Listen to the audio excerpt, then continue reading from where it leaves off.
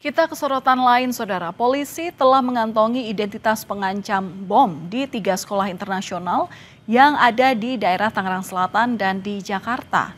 Diduga pelakunya adalah orang yang sama dengan menggunakan nomor ponsel luar negeri.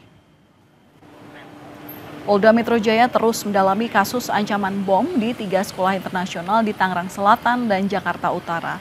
Hasil penyelidikan, polisi mengantongi identitas pelaku.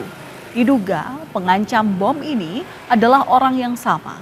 Motif dan modus ancaman bom dari pelaku juga sama, yakni meminta tebusan berupa uang kripto.